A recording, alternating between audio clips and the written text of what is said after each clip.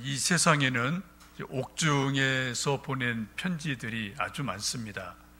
그 옥중에서 보낸 편지들이 나중에 한 권의 책으로 묶여져서 출간된 것들도 아주 많습니다. 그 중에 아주 유명한 책 한 권을 소개합니다. 세계사 편력이라는 책인데, 이 책을 쓴 사람은 인도의 첫 수상을 지낸 네루라는 사람입니다. 여러분, 네루라는 이름은 들어보셨을 거예요. 인도가 영국의 식민지로 오랫동안 있을 때 이제 간디도 독립운동을 하고 네루도 독립운동을 하죠. 근데 노선은 조금 달라요. 간디는 무저항 비폭력, 네루는 조금 더 적극적으로 개혁적으로 나가는 그런 방향성이 조금 다릅니다. 어쨌든 독립운동을 하다가 이 네루 그리고 또 네루의 아내, 이 두 사람이 오랜 동안 갇혀 있게 됩니다. 이 네루에게는 외동딸 인디라 간디라는 외동딸이 있었습니다. 당시 13살이었어요. 아버지는 이쪽 감옥에 갇혀 있고 엄마는 또 저쪽에 갇혀 있고 외동딸 혼자 집에 남아 있는 상황이 몇 년간 있게 됩니다. 이때 홀로 방치된 어린 딸을 위해서 아버지가 감옥에서 편지를 한 장, 두 장 쓰기를 시작합니다. 약 3년간 196통의 편지를 어린 딸에게 써 보내게 됩니다. 나중에 세월이 지나서 그 편지가 엮어진 것이 세계사 편력이라는 유명한 책입니다. 읽어보신 분들이 있을 거예요. 우리 청년들은 한번 저 책 읽어보기를 권합니다. 저도 청년 때, 대학생 때 좀 읽어봤는데 좀 어렵긴 해요. 그런데 뭔가 깊이가 있고 세상을 보는 눈을 새롭게 해주는 그러한 책은 틀림이 없습니다. 한번 여러분 생각을 해보십시오. 지금 아버지도 엄마도 독립운동한다고 다 옥에 갇혀 있어요. 외동딸 13살짜리 혼자 집에 남아 있습니다. 이 방치된 딸을 위해서 아버지가, 엄마가 해줄 수 있는 게 뭐가 있겠습니까? 유일한 그 당시 방법은 그냥 편지 써주는 거예요. 근데 편지도 그냥 단순하게 밥 잘 먹었냐, 건강하냐, 이런 편지가 아니라 아버지가 그 어린 외동딸을 정말 깊이 생각하면서 자기가 알고 있는 세계사, 역사, 어떤 지혜, 철학, 사랑하는 딸이 앞으로 이런 사람이 되었으면 좋겠다, 그런 간절한 염원을 담아서 편지를 한 장 한 장 써 보냅니다. 홀로 있는 13살 된 어린 딸이 이 편지를 받았을 때 어렵다고 그냥 휙 던졌을까요? 13살 딸이 읽기에는 상당히 어려운 내용이에요. 내용을 보면은. 근데 아무래도 이 인디라 간디 어린 딸이 아버지가 정성껏 옥에서 써준 편지이기 때문에 한 글자 한 글자 밑줄을 치며 한 번 읽고, 두 번 읽고, 세 번 읽고 이렇게 읽지 않았겠습니까? 왜? 아버지의 사랑의 편지이기 때문에. 여러분 역사를 아시는 것처럼 나중에 인도가 영국에서 독립이 되죠. 그리고 첫 수상이 네루가 첫 수상이 됩니다. 그리고 그 뒤를 이어서 딸 인디라 간디가 수상이 되고 또 조금 이따 수상을 두 번을 하죠. 왜요? 이 편지 속에서 벌써 싹 트는 거예요. 아버지의 조국을 향한 사랑, 또 딸을 향한 그런 어떤 깊은 사랑과 교육, 철학, 이 모든 것들이 옥중에서 쓴 편지를 통해서 네루라는 사람이 세워지게 되고 또 13살 난 딸이 세워져서 오늘의 인도가 있게 되는 기초를 닦는 엄청 중요한 아버지와 딸이 되는 것을 우리는 역사 속에서 볼 수가 있습니다. 지금 우리는 빌립보서의 성경을 읽고 있어요. 이 성경은 사도 바울이 로마 감옥에 갇혀 있을 때 쓴 그러한 편지라고 우리가 알고 있고 이렇게 말씀을 보고 있습니다. 지금 이 2000년이 지난 시점이지만 사도 바울이 쓴 빌립보서 역시 우리 예수님 믿는 모든 사람들에게, 또 세상의 모든 사람들에게 하나님의 말씀으로 위로를 주고 격려를 하고, 또 지친 사람들을 세워주고 낙심한 사람들을 세워주는 놀라운 하나님의 말씀이 능력이 이 빌립보서에 있음을 우리가 알게 됩니다.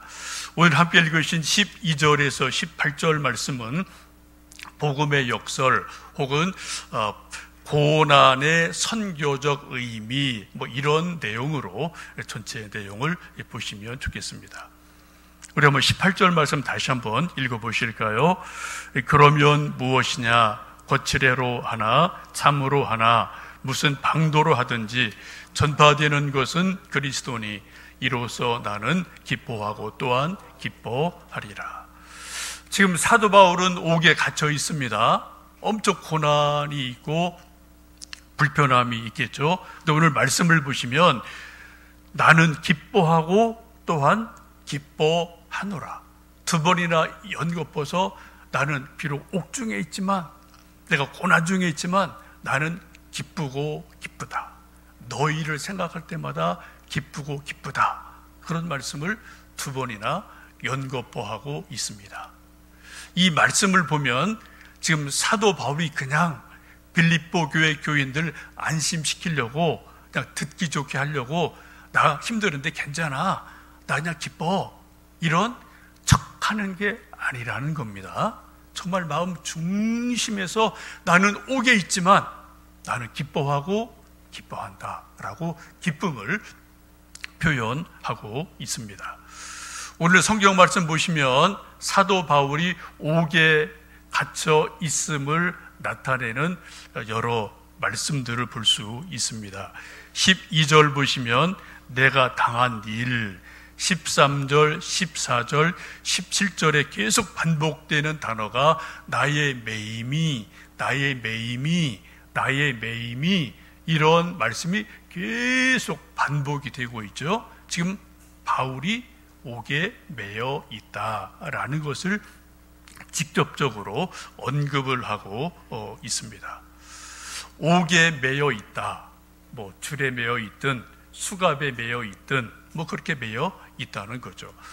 사도행전 16장을 보시면 사도 바울이 빌립보 교회 보내 빌립보에 처음 전도할 때 자주장사 루디아를 만나고 간수장을 만나는데 그 과정에서 귀신 들린 여종을 고쳐주었다가 이 점치는 힘이 빠져버리니까 주인이 고소를 해서 바울과 실라가 매를 맞고 옥에 갇힌 일이 있습니다. 그때 그 말씀을 사도행전 16장에 보시면 그렇게 말씀을 해요. 저희들이 깊은 옥에 가두고 그 발을 착고에 든든히 채웠다라는 말씀이 있습니다. 바울과 실라를 깊은 옥에 던져놓고 어떻게 해요? 그들을 착고에 채웠다라고 말합니다. 착고라는 말은 우리가 요즘 쓰지 않는 단어이어서 착고가 뭐지? 라고 생각할 수 있는데 한번 저 그림을 하나 보여드리겠습니다. 저게 조선시대의 형무소에 있던 착고입니다. 나무를 이렇게 좀 반을 잘라갖고 이렇게 홈을 파요. 그리고 거기다 발을 놓고 또 덮개를 딱 덮고 자물쇠를 잠그면은 거기 이제 발이 딱 나무 틀에 갇혀서 꼼짝을 못하는 거죠. 저런 게 착고예요. 물론 저런 형태는 나무로 된 것도 있고 쇠로 된 것도 있고 여러 형태가 있겠죠. 사도 바울이 빌립보 감옥에 갇혀 있을 때 착고에 묶여서, 저런 식으로 묶여서 감옥 깊은 곳에 있었다는 거예요. 여러분 한번 저걸 상상을 해보십시오. 손 묶이죠. 발이 저렇게 딱 착고에 딱 틀에, 나무 틀에 갇혀 있으면은 저 꼼짝달싹을 할 수 없는 거죠. 그죠? 꼼짝 말아야 해요. 저렇게 여러분 1시간 하루 있겠습니까? 우리 조선시대 선비들이 왕에게 직언하다가 감옥에 가면 저렇게 이제 또 몇 달이고 몇 년이고 있지 않았습니까? 이게 좀 얼마나 고통스럽고 어려운 형벌인지를 우리가 착고라는 것을 우리가 이제 볼 수가 있습니다. 지금 사도 바울도 아마도 저런 형태의 옥에 갇혀 있지 않나 싶습니다. 사도 바울이 예루살렘에서 시기 질투를 받아서 총독에게 고발을 당하죠. 그래서 총독이 사도 바울을 불러다가 이리저리 말을 해요. 근데 총독이 빨리빨리 재판을 안 합니다. 여러분, 이게 성경에 나오는 내용이죠. 그리고 헤로드 왕에게 돌렸다가 또 자기한테 왔다가 그냥 슬슬 바울을 돌려요. 그리고 속으로 생각하기를 뭐 돈 좀 안 주나, 이러한 눈치를 계속해서 바울에게 줍니다. 바울 보니까 너무 답답한 거예요. 자기는 빨리 나가서 복음을 제안해야 되는데 재판이 빨리 해서 좀 결정을 해주면 좋지, 그것도 안 하고 하도 답답하니까 총독에게 말하기를, 나 황제에게 재판받고 싶습니다. 당신 못 믿겠소? 라고 그래서 로마로 가게 됩니다. 왜요? 바울은 로마 시민권을 가진 사람이기 때문에 시민의 권리죠. 황제에게 재판받을 권리가 있어서 총독을 믿지 못하고 재판을 황제에게 받으려고 소원을 해서 이제 결국은 로마까지 가게 돼서 지금 이 빌립보서를 쓸 때는 로마 감옥에서 몇 년간 갇혀 있는 그런 상태에서 이 말씀을 쓰고 있는 것입니다. 그래서 지금 말씀 보시면은 13절에 이러므로 나의 매임이 그리스도 안에서 모든 시대 안과 그 밖에 모든 사람에게 나타났다라고 말씀을 합니다. 여기 시위대라는 것은 뭐 데모하는 시위대 그런 뜻이 아니고요, 로마 친위대를 말합니다. 지금 로마 친위대 안에 있는 감옥 속에 사도 바울이 갇혀 있다. 그래서 모든 사람들이 다 알고 있지 않느냐라고 말을 합니다. 이것을 좀 원어로 보면은 프라이토리온이라고 이제 기록이 되어 있는데, 황제 친위 부대에 있는 군 감옥, 이렇게 보시면은 되겠습니다. 이 프라이토리온이라는 단어가 성경에 딱 한 번 나와요. 프라이토리온. 어디에 나오죠? 마가복음에 보시면 예수님이 잡혀서 여러 가지 대제사장과 헤로드 왕에게 시달리고 고난을 당하다가 총독에게 왔다 갔다 하는 일들이 일어나죠. 이때 예수님을 총독 빌라도에게 보냈을 때 총독의 군인들이 예수님을 끌고 브라이토리온으로 들어갔다라는 말씀이 마가복음에 보면은 나옵니다. 브라이토리온이 프라이토리온이에요. 이제 우리식으로 이렇게 번역이 좀 그렇게 되어진 거죠. 이거는 이제 로마 총독 안에도 특수부대가 친위대 같은 것들이 있기 때문에 그 부대 안에 있는, 친위대 안에 있는 감옥이다라고 보시면 되겠습니다. 로마 황제는 뭐 그 당시에 세계 최고의 절대 군주죠. 그래서 로마 황제 친위대는 적어도 10,000명에서 16,000명의 세계 최강의 군사들, 뽑은 사람들이 친위대로 황제가 있는 곳을 방어하고 지키는 일들이 있게 됩니다. 바로 그 안에 있는 감옥, 이곳이 바로 프라이토리온 시위대라고 이제 보시면 되겠습니다. 지금 여기에 지금 바울이 갇혀 있는 겁니다. 그 당시 문헌을 보면은 이제 죄수들을 다루고 가둘 때 도망갈 염려가 있으니까 죄수의 오른팔과 이 감옥을 지키는 친위대 간수 군인들 왼쪽 손을 이렇게 쇠사슬로 묶어 놓는다는 거죠.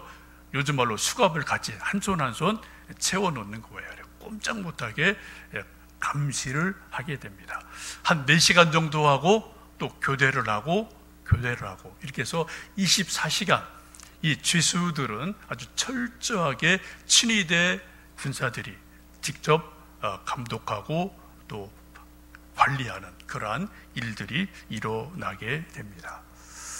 여러분이 4시간 동안 바울과 친위대 간수가 한 수갑을 차고 서로 또 이제 지키고 뭐 또 지킴을 받고 이런 상황이 될 때 여러분 이 사도 바울과 이 간수 4시간 동안 뭐를 했을까요? 수갑 같이 차고 한 사람은 간수, 한 사람은 죄수. 뭐 했을까요? 남는 건 시간밖에 없는 거예요. 두 사람 다. 우리가 상상해 볼 때 사도 바울이 이 4시간마다 교대되는 이 친위대 군인들에게 자기 간증을 하지 않았을까요? 또 사도 바울이 나름대로 그때 쫙 소문이 났던 사람이에요. 배 타고 오다가 배가 파손됐는데 배가 기적같이 살아났다. 또 어느 멜리데 섬에 갔는데 그 섬에서 독사가 탁 나타났는데 독사 물렸는데 툭 털더니 또 뭐 아무 일도 없었어. 또 뭐 거기 병자들 엄청 고쳤어. 이런 소문이 지금 백부장통에 쫙 퍼져 있는 상태거든요. 로마 쪽에. 수많은 사람들이 바울을 만나면서 궁금한 거죠. 이 사람이 도대체 누군가. 또 바울은 또 복음의 열정이 가득 찬 사람이기 때문에 4시간 이렇게 묶여있는 그 상태에서 그 사람들에게 내가 여기까지 오게 된 과정은 여차저차합니다. 나는 유대에 있을 때 유대교의 신봉자였는데 내가 예수 믿는 사람들 잡으려고 다메섹 가다가 다메섹 도상에서 부활하신 예수님 만나고 내가 사람이 변했소. 내가 3일간 눈을 멀었다가 내 눈을 다시 떴소. 하여튼 이런저런 자기 간증을 하지 않았겠습니까? 그리고 또 군인 중에 또 어디 아픈 사람이 있으면, 마음 아픈 사람이 있으면 또 위로해주고 기도해주지 않았을까요? 바울이 할 수 있는 거 이거밖에 없는 거예요. 이런 가운데 적어도 이게 적어도 3년이에요. 이런 가운데 적지 않은 사람들이 예수님을 믿게 된 일들이 일어났음을 우리는 충분히 짐작할 수가 있습니다. 그래서 로마 교회의 아주 중요한 씨앗들이 역설적으로 사도 바울이 시위대, 친위대 옥에 갇혀있는 그 상황을 통해서 일어나게 되는 거예요. 바울이 자유할 때는 도시를 다니면서 여기저기 다니면서 시장에서 지나가는 사람들, 나그네들에게 복음을 전했습니다. 회당 가서 복음을 전했습니다. 시장 바닥에서 장사치들에게 복음을 전했어요. 그거 필요해요. 중요한 거예요. 근데 지금 이 로마 감옥에 갇혀서 누구에게 복음을 전합니까? 그 당시 세계 최강의 친위대, 군인 중에 최고의 엘리트인 군인들에게 복음을 전하는 일이 일어나게 됩니다. 참 역설이죠. 만약 바울이 이 친위대 속에 있지 않았으면은 세계 최강의 황제 친위대 군인들을 만날 일이 없는 거예요. 그럴 길이 없는 거예요. 근데 죄수가 돼서 친위대 옥에 갇혀 있다 보니까 그 당시 최고의 엘리트 군인들을 만나게 됩니다. 요즘 말로 말하면 청와대 백악관의 경호실 직원들을 만나는 겁니다. 여러분, 청와대 백악관 경호실 직원 누굽니까? 그 나라에서는 최고의 사람들이에요. 나름 최고의 사람들이에요. 그 사람들을 친위대 속에 있으면서 만나고 복음을 전하는 놀라운 일들이 일어납니다. 이러한 것들을 그래서 12절에 보시면 바울이 이렇게 말을 하죠. 형제들아, 내가 당한 일이 도리어 오히려 반대로 복음 전파에 진전이 된 줄을 너희가 알기를 원한다. 바로 이 말씀이에요. 지금 바울이 옥에 갇힘으로, 친위대 속에 갇힘으로 그 당시 세계 최고의 엘리트 군인들을 만나게 돼요. 그들에게 복음을 전합니다. 이게 뭐라고? 이게 복음의 후퇴가 아니라 복음의 진전이 됐다. 복음의 진보가 됐다라고 말씀을 하고 있습니다.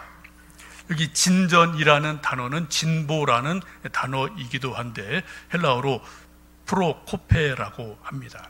그 뜻은 전쟁할 때 군인들이 밀림지대를 지나갈 때가 있지 않겠습니까? 길이 없는 데를 지나갈 때 길을 내야 돼요.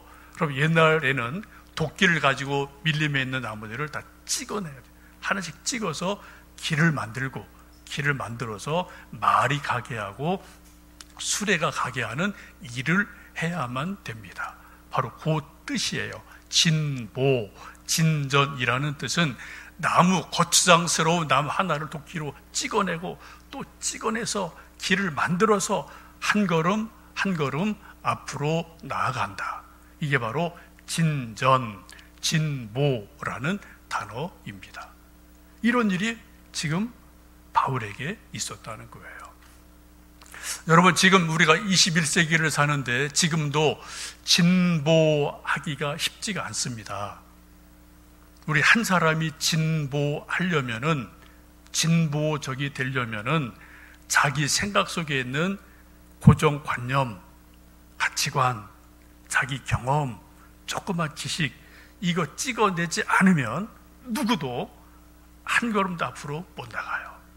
나가다가 띵띵 자기 고집에, 자기 생각에 부딪히는 거예요. 그리고 주저앉는 겁니다. 사회 역사 마찬가지예요.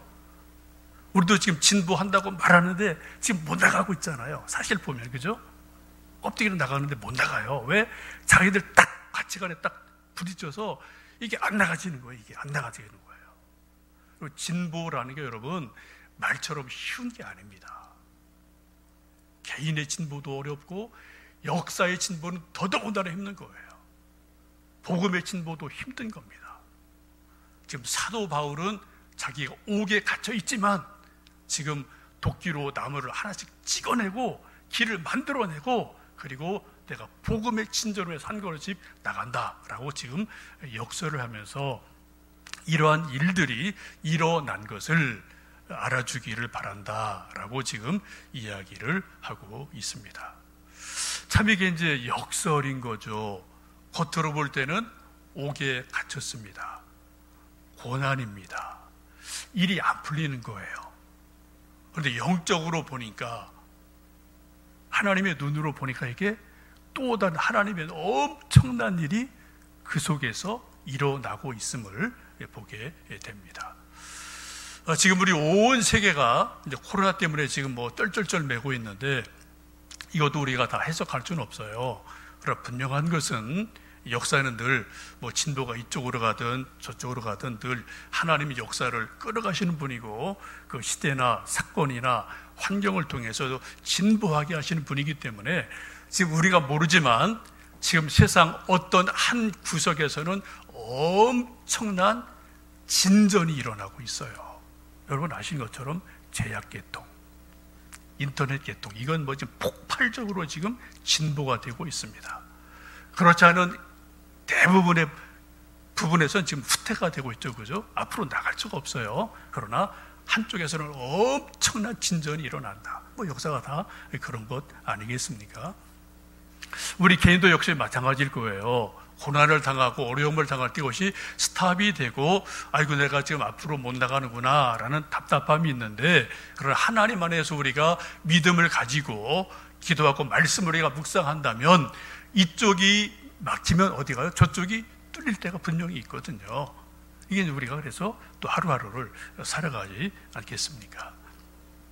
지금 이 바울이 감옥에 갇혀 있을 때 바깥에서는 두 가지 일이 일어나고 있습니다. 하나는 사도 바울을 보고 옥에 갇혔구나, 참 안타깝다, 이제 그런 마음을 가진 사도 바울을 긍정적으로 보는 많은 사람들이 우리가 더 열심히 복음을 전하자, 그래서 열심을 내는 사람들이 일어나게 됩니다. 오늘 말씀이 그런 말씀이 있죠. 14절 보시면은 형제 중 다수가 나의 매임으로 말미암아 주 안에서 신뢰함으로 겁없이 하나님 말씀을 담대히 전하게 되었다. 쉽게 말하면은 일제시대 때 주기철 목사님이 옥에 갇혔습니다. 그 교회 장로님, 권사님, 집사님들 뭐 했을까요? 우리 담임 목사님 옥에 갇혔으면 우리 다 도망가자, 다음은 장로 순서야, 그 다음 권사야, 이거 뻔하죠. 순서가 뻔하잖아요. 다 도망갔나요? 아니요. 더 교회에 더 모였어요. 더 뜨겁게 기도했어요. 밤을 새워 기도했어요. 평상시 100명 모이던 교인이 200명이 모이게 되고요. 새벽에 10명 오던 사람들이 50명이 와서 기도를 한다고요. 왜? 우리 목사님 지금 옥에 갇혔습니다. 주님 도와주십시오. 이런 일들이 바울에게도 일어난 거예요. 지금 바울이 복음을 못 전하니까 우리가 대신해야 되지 않겠느냐. 그래서 더 열심으로 복음을 전하고 교회를 세우는 일들이 일어나는 복음의 진보가 일어나게 됩니다. 이건 긍정적인 그런 반응이기도 하죠. 근데 또 반대 일이 일어납니다. 15절 보시면 어떤 이들은 투기와 분쟁으로, 어떤 이들은 착한 뜻으로 그리스도를 전파하나니. 17절 보시면 그들은 나의 매임에 괴로움을 더하게 할 줄로 생각하여 순수하지 못하게 다툼으로 그리스도를 전파하느니라. 바울을 알고 있는 또 다른 한쪽의 사람들은 다툼으로, 시기심으로, 순수하지 못한 마음으로 복음을 전했다라고 말씀을 해요. 이게 무슨 말씀이냐면은 사도 바울이 워낙 대단한 분이니까 좋은 친구도 있지만 경쟁자도 나름대로 있단 말입니다. 여기 보시면 다툼이라는 이 단어는 쉽게 말하면 라이벌이라는 그러한 단어입니다. 헬라어로 에리데이아스라고 하는데 라이벌 그런 뜻이에요. 늘 사도 바울과 라이벌 의식이 있던 또 다른 사람들이 생각할 때 사도 바울이 지금 옥에 갇혔어요. 복음을 못 전해요. 교회 개척을 못 해요. 꼼짝할 수 없어요. 몇 년간. 이 소식을 듣고 이 사람들 속이로 뭐라고 생각합니까? 야, 그거 봐라. 사도 바울 저 혼자 잘난 척하고 여기저기 뛰어다니더니 결국은 감옥 갔구만. 근데 그럴 줄 알았어. 그리고 이 사람들이 하는 말이 뭐예요? 옛날에 사도 바울이 100명 전도했어? 그럼 우리 200명 하자. 사도 바울이 교회 10개 세웠어? 그럼 우리 20개 세웁시다. 이런 일이 일어났다는 거예요. 뭐 때문에? 라이벌 의식 때문에, 시기심 때문에. 이런 일이 충분히 가능하죠? 근데 결과는 뭡니까? 사도 바울이 이 소식을 다 듣고 있어요? 안에서? 이거 참 즐거운 일이고 기쁜 일이구나. 지금 자기는 옥에 갇혀있지만 자기 혼자 하는 게 요만큼인데 혼자 할 수 있는 이 일을 확 넘어서 자기를 좋아하는 사람들은 또 사도 바울이 안타까워서 막 전도를 하고, 자기를 반대했던 라이벌들은 시기심으로 우리가 바울보다 3배, 10배 더 합시다. 그래서 막 전도하고 교회를 세운단 말이에요. 결론은 뭡니까? 이렇게 하든 저렇게 하든 전파되는 것은 그리스도가 아니냐? 세워지는 것들은 교회가 많이 세워지지 않느냐? 나는 그것 때문에 옥에 있지만 기뻐하고 정말 기쁘다 라고 지금 고백을 하고 있는 겁니다. 여러분 대단하죠? 확실히 사도 바울이 수가 높은 분이에요. 수준이 엄청 높은 분입니다. 우리는 흔히 생각하기에 내가 선한 일 하다 옥에 갇히면은 아이고 하나님, 내가 좋은 일 했는데 왜 옥에 갇힙니까? 하나님 계십니까? 안 계십니까? 우리가 고민하지 않겠습니까? 근데 사도 바울이 그것을 뛰어넘어요. 예수님 믿는 것이 내가 복을 받느냐, 내가 건강하냐, 내가 잘 되냐 안 되냐 그 문제를 뛰어넘어서 예수님이 높임을 받으신다면, 복음이 전파된다면 나는 옥에 있어도 괜찮아. 나는 그것 때문에 더 기쁘고 정말 기뻐할 수 있어 라고 지금 말하고 있습니다. 세례 요한이 그렇게 말하죠. 나는 쇠하여야 하겠고 저분은, 예수님은 점점점 흥하여야 하리라. 이걸 세례 요한도 이거를 아는 사람이에요. 사도 바울도 이거를 아는 사람이에요. 그래서 예수님에서 내가 흥하는 게 목적이 아닙니다.